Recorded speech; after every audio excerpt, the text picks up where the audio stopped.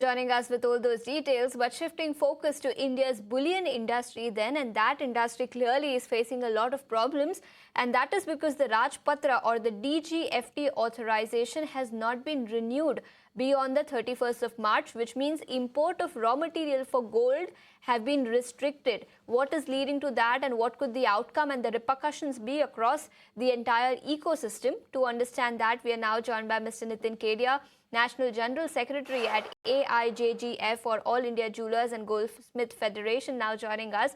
Mr. Kedia, afternoon. Thank you so much for joining us today. We'll discuss all of these points one by one. But first up, let's understand, why has the problem arisen in the first place? Why has the Rajpatra authorization not been renewed beyond 31st March? And do you believe that it is more likely an administrative delay rather than a policy reject? Good afternoon, Ashisha. Thanks for having me here. See, every year what happens that RBI gives a clearance, and once the clearance from RBI comes, then DGFT comes with a new list of nominated agencies which can import the gold. So this now every year what happens, some institutions gets added or deleted from this list, and that's how the new list comes. This time what has happened that in the first week of April, we saw that it may be coming in a day or two because there are a lot of holidays.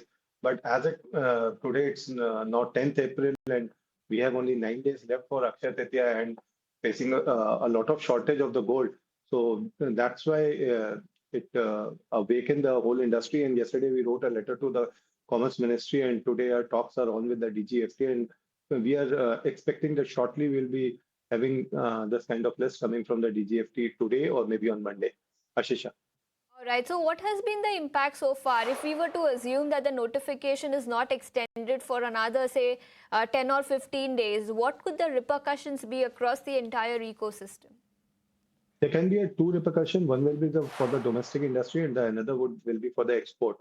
If we cater the export first, then there are a lot of 70% of the export orders. It is mentioned that they will be using the LBMA approved quality gold.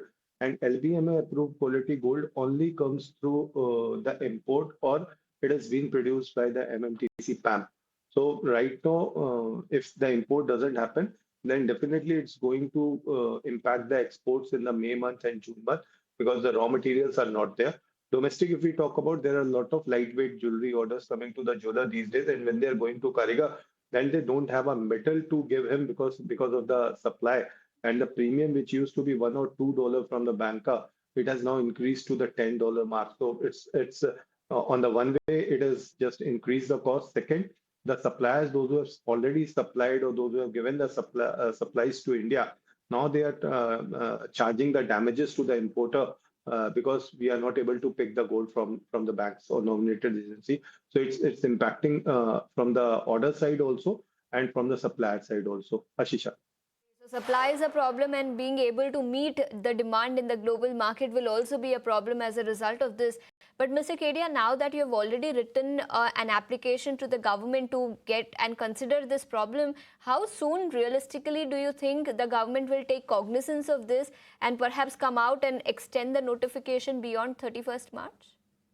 The government is very sensitive about the industry. Let me give you an example that 15 days back, we wrote a letter to government about the gold jewelry, which was coming in the name of platinum at 0% duty. And we were expecting that government may take 25 or 30 days to look into this issue because that time Middle East issue was there and government was busy on the oil supplies and gas supplies.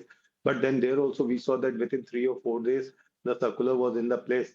And similarly, yesterday night, we have written the letter, and in the evening time, we are having some talks with the authorities, and probably we expect tomorrow is a Saturday, either it should come tomorrow or maximum by Monday, the list will come. Right. So perhaps we are expecting the notification to be extended in just the next few days. Mr. Kedia, thank you so much for taking your time out and joining us here on ET Now and helping us understand what the problem is and the severity of the problem. But on that note, we need to slip into a very short break. More news and updates will continue on the other side.